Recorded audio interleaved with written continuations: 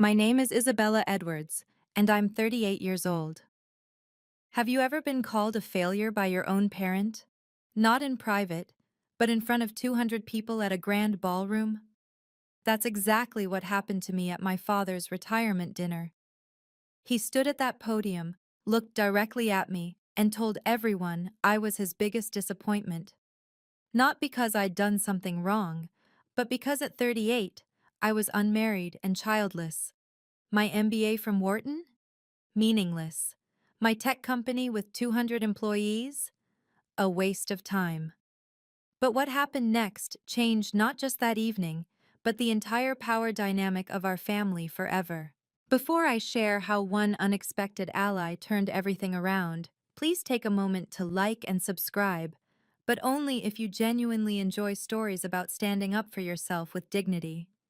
I'd love to know where you're watching from and what time it is there. Drop a comment below. It's always fascinating to see how far these stories travel. It all started 3 weeks ago when I received the invitation. The invitation arrived in a cream-colored envelope, hand-delivered by courier to my office. My father never did anything halfway.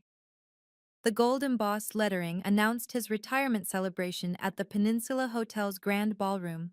200 guests. Black tie mandatory. I called him that afternoon. Congratulations on your retirement, Dad. Isabella, make sure you're there. Front table. It's important. His voice carried that familiar cold edge I'd known since childhood. Of course. Should I prepare anything? A speech, perhaps?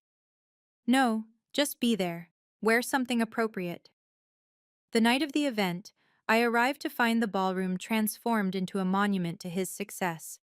Crystal chandeliers cast golden light over tables dressed in ivory linens. A string quartet played softly in the corner.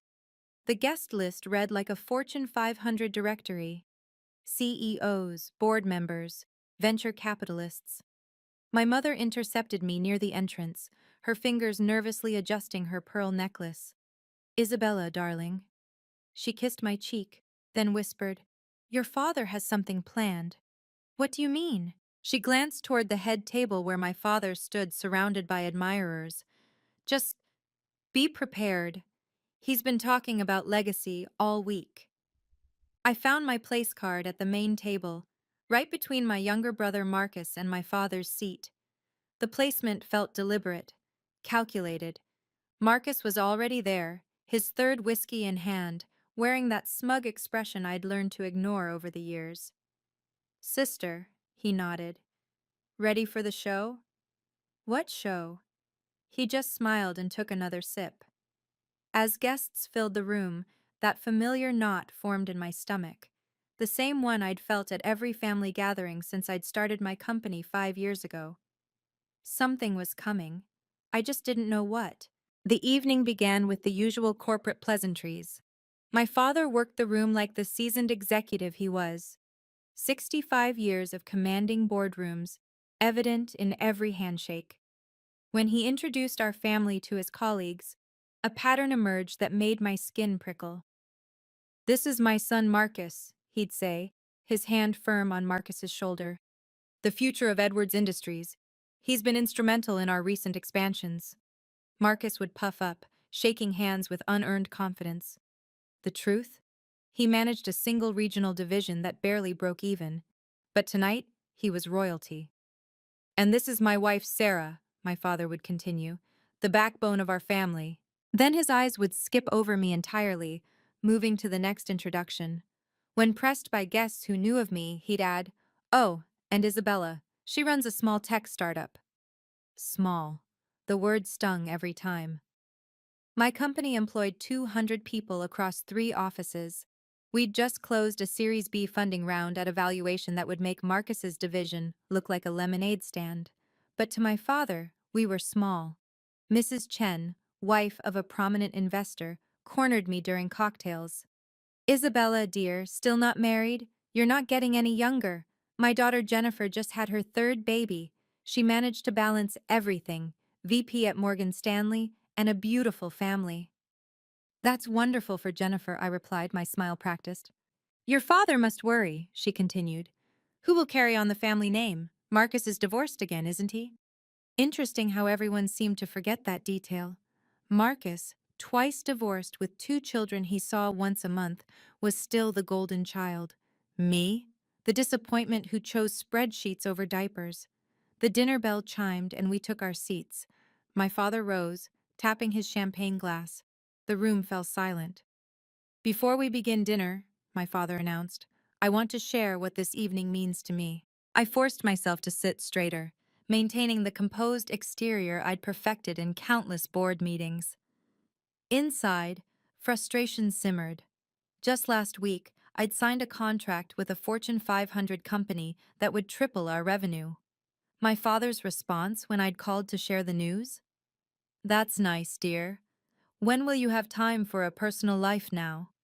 He'd never visited my office, not once in 5 years, never asked about our products, our innovations, or the AI technology that had tech journals calling us the next unicorn. But he could recite every detail of Marcus's mediocre quarterly reports.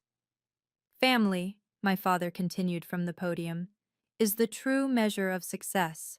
Money comes and goes, companies rise and fall, but family, legacy, that's eternal. Several guests nodded approvingly. I caught my mother's eye. She looked away quickly.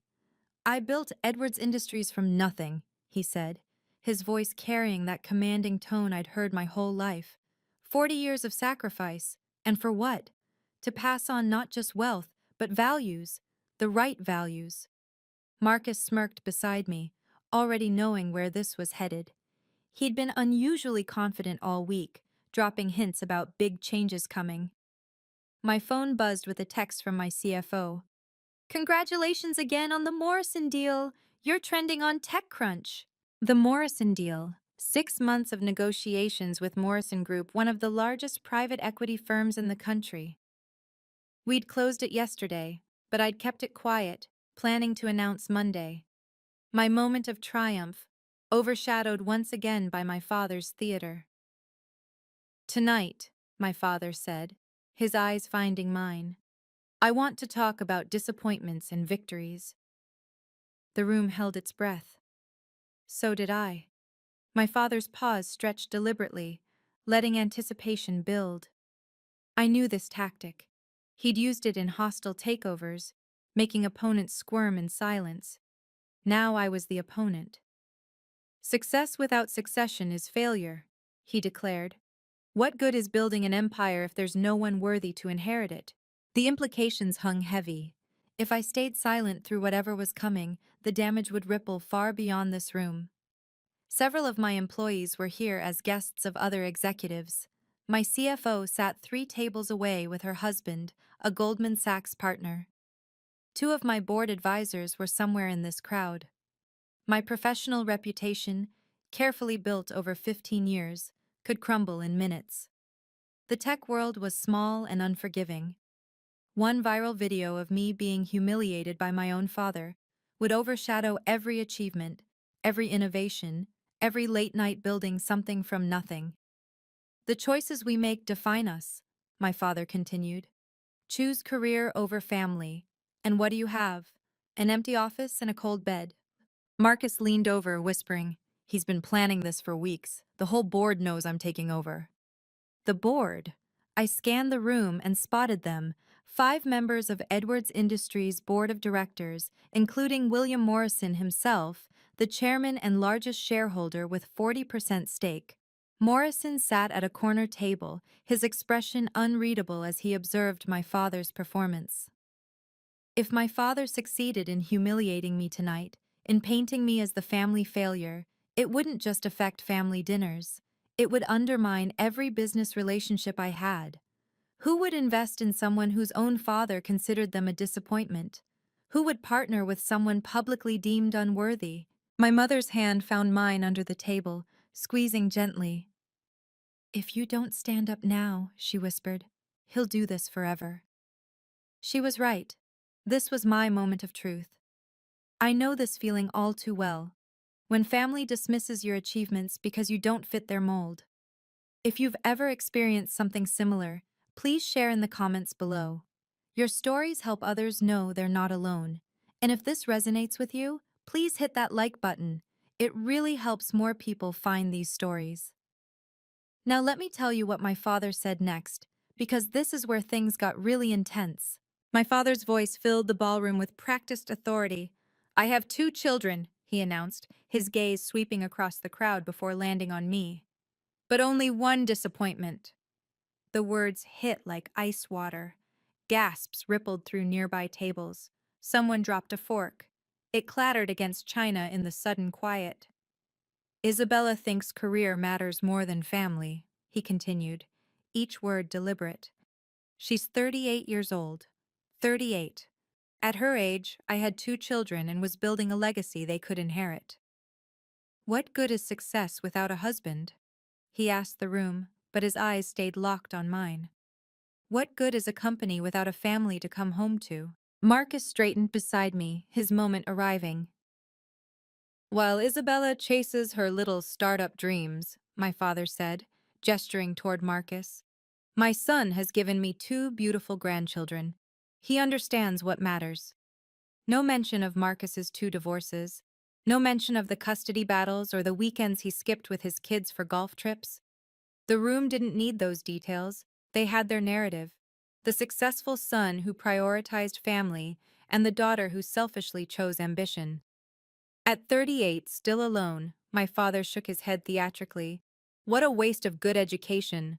Wharton MBA, top of her class, and for what? To sit in an empty apartment married to her laptop? 200 pairs of eyes turned to me. Some held pity, others judgment, a few barely concealed satisfaction. The women especially, I could see them mentally calculating their own choices, feeling superior in their marriages and children. My phone lit up with another text, this time from a reporter at TechCrunch. "Is that really you at the Edwards retirement dinner, getting destroyed?" Someone was live streaming this. Of course they were. My humiliation would be viral by morning. Through my peripheral vision, I noticed William Morrison hadn't touched his champagne.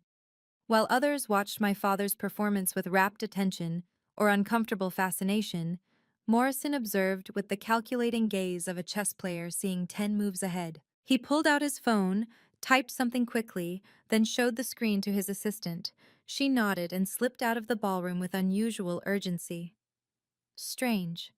Morrison never left events early, and his assistant never ran errands during speeches. In the 6 months I'd been negotiating with Morrison Group, I'd learned he was meticulous about appearances, about timing. Everything had a purpose. My father continued his monologue, but Morrison's attention had shifted. He was watching me now, not with pity or judgment, but with something that looked almost like anticipation. "The saddest part," my father was saying, "is the wasted potential. Isabella could have had it all. Instead, she chose to have nothing that matters." Morrison's lips moved slightly, as if counting down. His assistant reappeared at the ballroom entrance, carrying a leather portfolio. She didn't return to their table but positioned herself by the main doors, waiting. I remembered our last meeting 6 months ago. Morrison had asked unusual questions, not just about my company's technology, but about my relationship with my father, about Edwards Industries, about family dynamics. I'd thought he was making small talk. Now, watching him check his watch with deliberate precision, I wondered if there'd been more to it. "Some people," my father said, his voice carrying a note of false sorrow, "are simply incapable of understanding what really matters in life." Morrison stood up. The movement was subtle, but in a room hanging on my father's every word, it drew attention. He didn't head for the exit, though. He stood there, at his table, waiting for something. Or someone. My phone buzzed with a text from an unknown number. "Don't leave yet. Trust me. WM." William Morrison, the chairman of my father's board, was texting me during my public humiliation. My fingers trembled slightly as I deleted the message, but not from embarrassment. Something was happening here, something beyond my father's cruel theater. 6 months ago, Morrison had approached me at a tech conference. Not about investing in my company, that came later, but with questions about Edwards Industries' 5-year plan, about succession, about whether I'd ever considered a role in my father's company. Never, I'd told him flatly. My father would never allow it. What if he had no choice? Morrison had asked. I'd laughed it off then, thinking it was hypothetical. But Morrison didn't deal in hypotheticals. He dealt in leveraged buyouts, hostile takeovers, and strategic acquisitions that crushed competitors before they knew they were in a fight. I'm announcing tonight, my father's voice cut through my memories, that Marcus will be taking over as CEO of Edwards Industries when I step down next month. Applause scattered through the room, lukewarm and obligatory. Several board members exchanged glances. Morrison remained standing, his presence now impossible to ignore.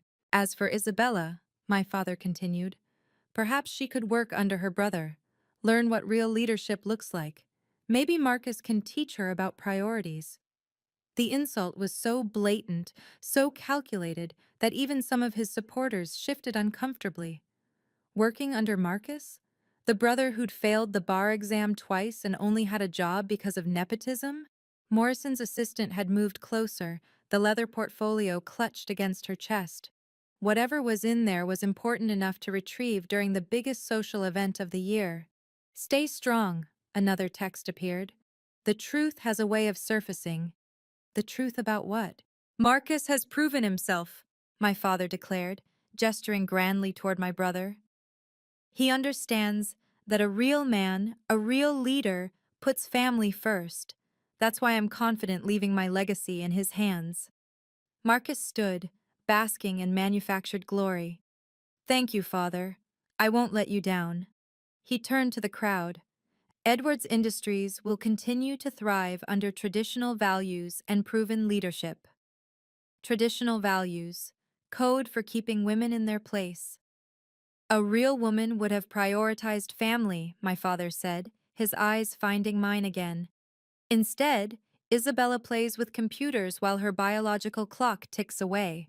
What kind of example is that? Someone at a nearby table whispered, "This is brutal." Another person held up their phone, definitely recording. Perhaps working under your brother will teach you humility, my father continued. Marcus can show you how to balance priorities, how to be a complete person, not just a walking spreadsheet. Marcus laughed, actually laughed. I'd be happy to mentor you, Isabella. Maybe start you in our internship program? The room collectively held its breath. The insult was so egregious, so deliberately crafted to humiliate, that even my father's allies looked uncomfortable. A CEO with a company worth millions, reduced to an intern position under her incompetent brother? We could even arrange flexible hours, Marcus added, his voice dripping condescension, for when you finally decide to start a family, if it's not too late. That's when I noticed something interesting. 3 board members, Davidson, Chen, and Williams, weren't applauding. They were watching Morrison, who remained standing like a sentinel, his expression carved from stone. So let's raise our glasses. My father lifted his champagne. To Marcus Edwards, the future of Edwards Industries, and to Isabella, who might finally learn what matters. 200 glasses rose in awkward obligation. Mine stayed on the table.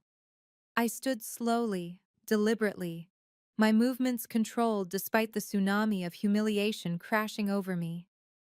The room fell silent, waiting for my response. Tears, perhaps, or angry words that would justify my father's narrative. Instead, I smoothed my dress and looked directly at my father. Thank you for making your position clear, Father. My voice carried across the ballroom, steady and professional. Not a tremor, not a crack. 15 years in boardrooms had taught me that dignity in defeat was still dignity. I wish you all the best with your decision. I folded my napkin with precise movements, placed it beside my untouched champagne, and pushed in my chair. The click of my heels on marble was the only sound as I walked toward the exit. No rushed steps, no running away. Each stride measured, shoulders back, head high. I'd learned long ago that how you leave a room matters as much as how you enter it. Isabella, sit down, my father commanded. We're not finished. I paused at his table, meeting his gaze one final time. Yes, we are. The simplicity of it, the finality, seemed to shock him more than any angry outburst could have. His mouth opened, then closed, no words coming. As I reached the ballroom doors, movement caught my eye. William Morrison was following me. Not discreetly, not trying to hide it. He walked with purpose, his assistant falling into step behind him with that leather portfolio. The last thing I heard before the doors closed behind me was the eruption of whispers, 200 conversations starting at once. My father's voice rose above them, trying to regain control, but the moment was broken. Morrison caught up to me in the marble lobby. "Ms. Edwards," he said formally, loudly enough for others to hear. "We need to discuss our announcement." Our announcement? This was the hardest moment of my life, walking away from my own father's public humiliation. But sometimes the most powerful response is dignified silence. Have you ever had to walk away from a toxic situation, even when every part of you wanted to fight back? Let me know in the comments. And remember, if you're finding value in this story, please subscribe and hit the notification bell. Because what happened next completely changed everything. Morrison's voice boomed across the lobby, deliberately pitched to carry back into the ballroom. "Robert, we need to discuss something before you finalize any succession plans." My father appeared in the doorway, his face flushed with anger and confusion. Behind him, guests crowded to see what was happening. Marcus pushed through, his earlier smugness replaced with uncertainty. "William, this is a private family matter." "No," Morrison interrupted, his tone brooking no argument. "When it affects Edwards Industries, it becomes board business." He turned to me. "Ms. Edwards, would you mind returning? This concerns you directly." I hesitated. Every instinct screamed to keep walking, to maintain my dignified exit. But Morrison's eyes held something I'd seen in successful negotiations, the look of someone holding a winning hand. "Please," he added louder. "Your announcement can't wait until Monday." My announcement? I followed him back into the ballroom, the crowd parting like the Red Sea. Whispers followed our path. What announcement? Did you see Morrison's face? Something's happening. Morrison walked straight to the podium, gently but firmly moving my father aside. "Ladies and gentlemen, forgive the interruption, but there's been a significant development that affects everyone in this room." He gestured to his assistant, who handed him the leather portfolio. "This young woman," he indicated me, "just sold her company yesterday. The deal closed at 4 p.m. Eastern." The room buzzed with confusion. My father's face darkened. "William, this is hardly—" "For $50 million, Morrison continued, his voice cutting through the noise. "To be exact." The buzzing stopped. Dead silence. Marcus's champagne glass slipped from his hand, shattering on the marble floor. "To Morrison Group," he added, pulling out the signed contracts, "making her our youngest acquisition CEO and strategic partner."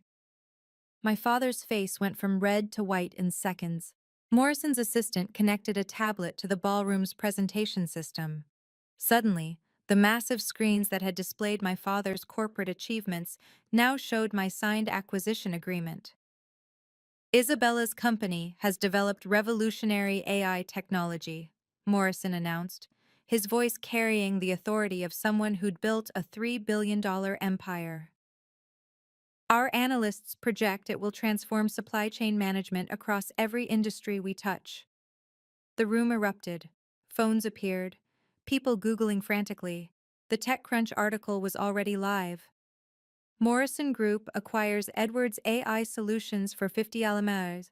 Founder Isabella Edwards to lead innovation division. "This is ridiculous," my father sputtered. "Her little startup." "Little?" Morrison's eyebrow arched. "Robert, her little startup has patents that Microsoft and Google have been trying to license for 2 years. Her client list includes 7 Fortune 500 companies. Her revenue last quarter exceeded your son Marcus's entire division. Marcus stood frozen, his face cycling through disbelief, anger, and something that looked like fear. But more importantly, Morrison continued, addressing the room but watching my father, she's now a critical partner in Morrison Group's expansion strategy. We don't partner with failures, Robert. We partner with visionaries. Board member Davidson stood up. William, what does this mean for Edwards Industries? Morrison smiled, but it didn't reach his eyes. That depends entirely on Robert's next moves. You see, my investment in Edwards Industries, 40% of your company, Robert, comes with certain provisions, conditions that perhaps we should discuss. My father's legs seemed unsteady. He gripped the podium edge. What conditions? The kind that ensure good governance, Morrison replied smoothly. The kind that prevent nepotism from destroying shareholder value. The implications hung in the air like a blade. Everyone understood. Morrison controlled my father's company, and he was clearly on my side. Robert, Morrison said quietly, you just publicly humiliated my newest partner. We need to discuss that. Morrison pulled another document from the portfolio. There's one more thing this room should know. Per the governance agreement signed when I invested in Edwards Industries, any strategic decision affecting company leadership requires approval from major stakeholders. My father's lawyer, seated at table 3, half rose from his chair, his face pale. Furthermore, Morrison continued, the agreement specifically states that in cases of succession, Isabella Edwards must be offered a strategic advisor role with full veto power over major decisions. That's impossible, my father stammered. I never agreed. Page 47, section 12, subsection C. Morrison's assistant pulled up the original investment contract on the screen, highlighting the relevant passage. You signed it yourself, Robert, 3 years ago. I hadn't known. This blindsided me as much as anyone. Morrison had been playing a longer game than I'd imagined. Isabella must approve all strategic decisions going forward, Morrison announced. She's now your strategic advisor, Robert. Unless, of course, you prefer I withdraw my 40% stake. The threat was clear. Without Morrison's investment, Edwards Industries would collapse. The debt ratios were too high, the expansion too aggressive. Everyone in the room who understood finance knew it. This is corporate blackmail, Marcus burst out. No, Morrison replied calmly. This is corporate governance. Your father agreed to these terms when he desperately needed capital for the Singapore expansion. He turned back to my father. You built in this provision yourself, Robert, insisting family members get priority for advisory roles. You just never imagined it would be Isabella instead of Marcus, did you? Chen and Williams, 2 other board members, stood. We support Morrison's interpretation, Chen announced. The contract is clear. My father looked around the room, searching for allies, finding none. Even his closest supporters were reassessing, recalculating, realigning. Your daughter is now essential to your company's survival, Morrison stated simply. All eyes turned to me. The woman my father had just called a disappointment now held his company's future in her hands. The irony was so perfect, so complete that someone actually laughed nervously. I stepped forward, my voice clear and steady. I'll accept the advisor role. Relief flickered across my father's face, but I wasn't finished. But with clear conditions. I pulled out my phone, opening a document I'd drafted months ago, hoping I'd never need it. Professional meetings only, with documented minutes. All interactions related to Edwards Industries will follow corporate governance standards. Isabella, my father started. Ms. Edwards, I corrected. In professional settings, we'll maintain professional boundaries. The room absorbed this. The daughter was teaching the father about boundaries, publicly, with witnesses. Marcus will report to me on all strategic initiatives, I continued. His division's performance will be reviewed quarterly, with specific KPIs that must be met to maintain his position. Marcus's face flushed deep red. You can't. I can and I will, I replied evenly. The board has made that clear. Your division has underperformed for 3 years. That ends now. Furthermore, I addressed the room, there will be no personal discussions during business hours, no comments about my marital status, my choice to have or not have children, or any other aspect of my personal life. These are the professional boundaries required for a functioning advisory relationship. Morrison nodded approvingly. Other board members murmured agreement. I'll help the company, I said, looking directly at my father. Not your ego, not your legacy. The company and its shareholders. Those are my terms. The ballroom waited. My father stood at the podium he'd commanded minutes ago, now diminished, his authority evaporated. The power dynamics hadn't just shifted, they'd completely inverted. Do you accept these terms, Mr. Edwards? My father stood frozen at the podium, his face cycling through emotions, rage, disbelief, humiliation, and finally, resignation. 200 people waited for his response, phones ready to capture whatever came next. I... His voice cracked. He cleared his throat, tried again. I accept your terms. The words came out strangled, forced, but they came out. In front of everyone who mattered in his world, Robert Edwards had to accept conditions from the daughter he'd just publicly humiliated. Excellent, I replied, maintaining my professional tone. My assistant will send over the formal agreement Monday morning. We'll schedule our first strategic review for next Friday, 2 p.m. Yes, he managed. Then, as if the words were pulled from him, Strategic Advisor Edwards. The title on his lips, my title, my name, my position of power over him, resonated through the ballroom. Cameras captured it all. The business blogs would have a field day. Marcus slumped in his chair, his grand moment of triumph evaporated. He'd gone from heir apparent to subordinate in less than 10 minutes. When our eyes met, he looked away quickly, the reality of reporting to me clearly sinking in. Mr. Morrison, I addressed the chairman formally, thank you for clarifying the governance structure. I look forward to our partnership. Morrison smiled, the first genuine warmth he'd shown all evening. The pleasure is mine, Ms. Edwards. Morrison Group is fortunate to have you. My mother approached tentatively, tears in her eyes. I embraced her briefly, professionally, mindful of the cameras still rolling. Now, I announced to the room, I believe this was meant to be a retirement celebration. Please continue enjoying your evening.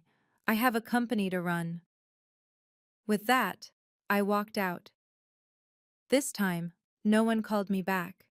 This time, my father watched in silence as his disappointment of a daughter left him standing there, diminished and defeated.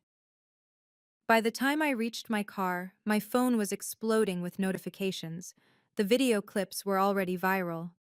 CEO daughter destroys sexist father at his own party had 50,000 views in 10 minutes.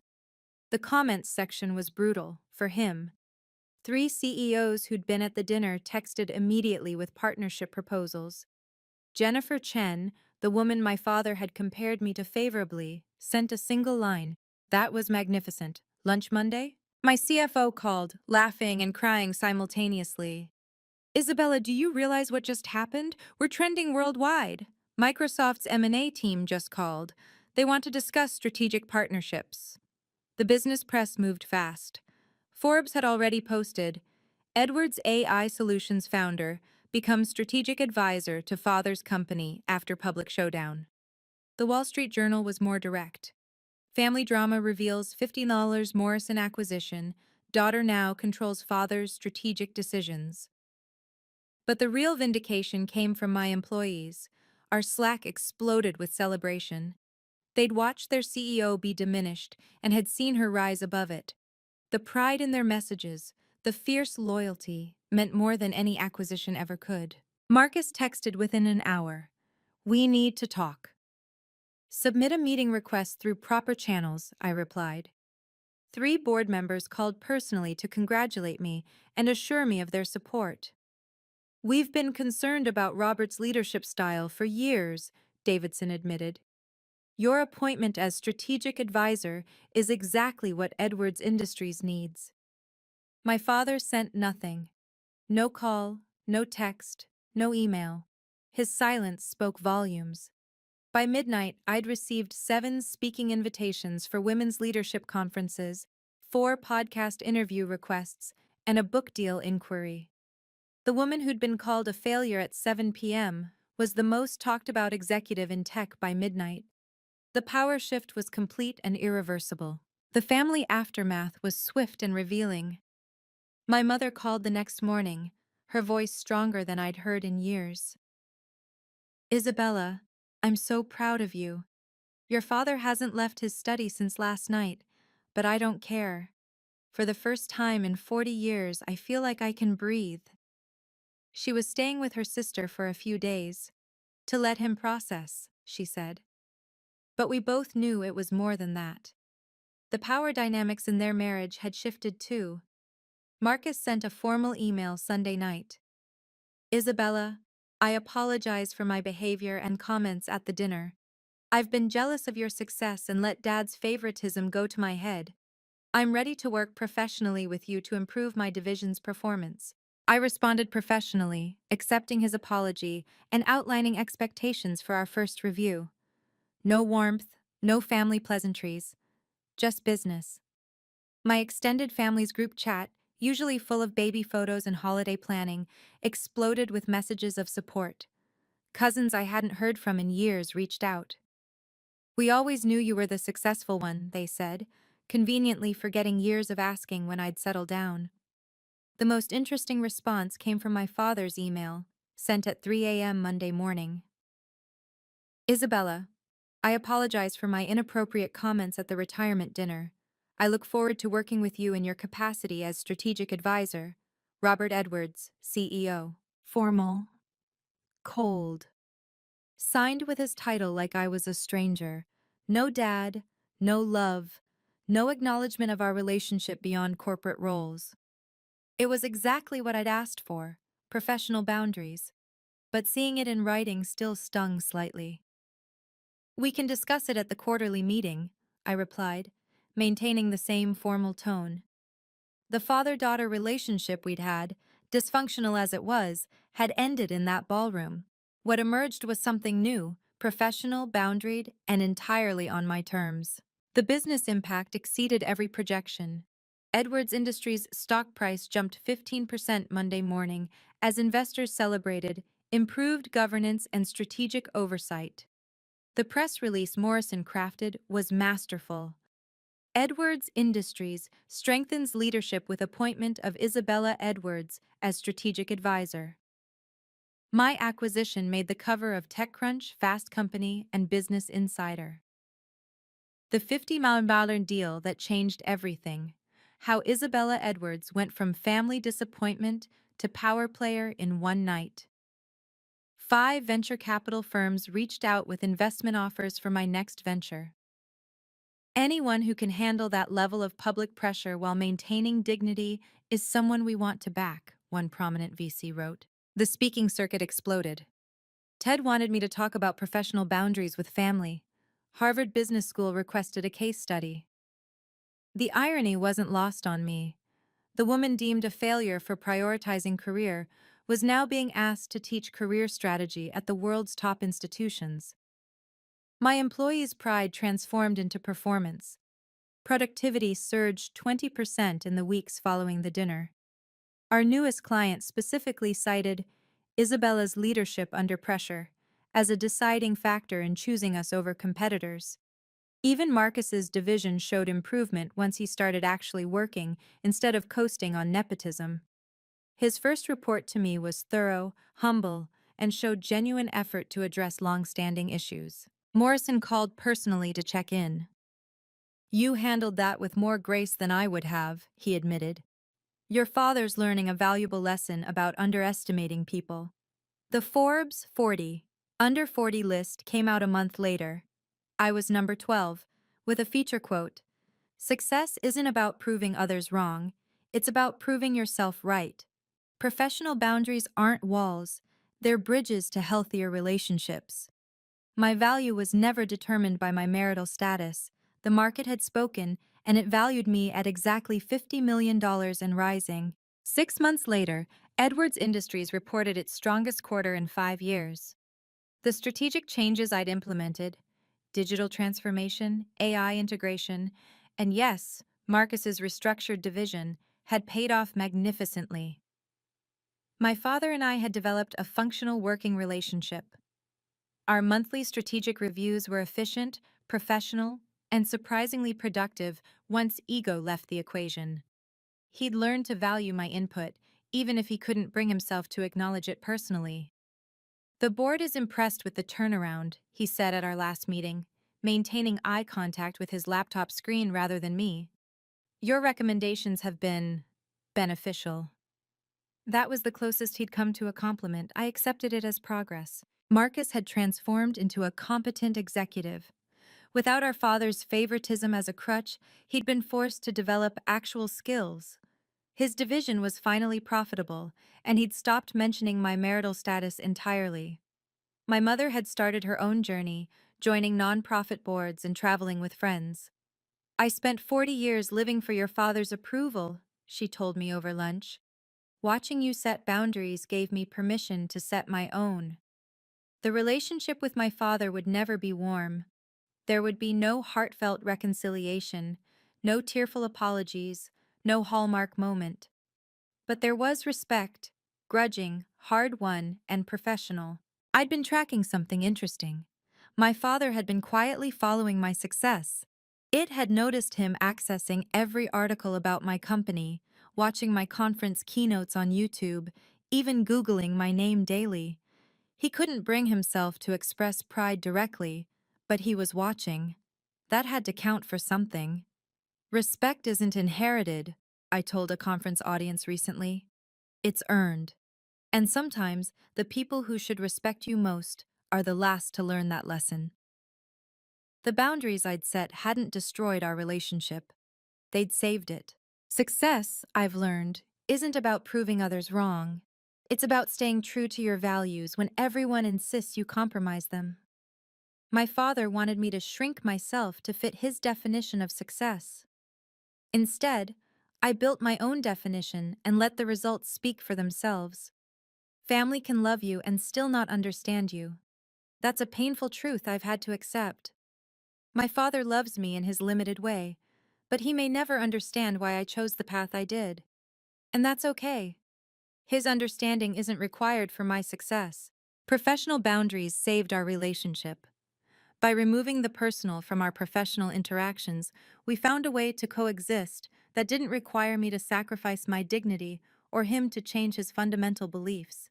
It's not perfect, but it's peaceful. I'm 39 now, still unmarried, still without children, and I've never been happier or more fulfilled. My company continues to grow. My employees respect me. My peers value my opinion. My worth was never negotiable. I just had to stop letting others bid on it.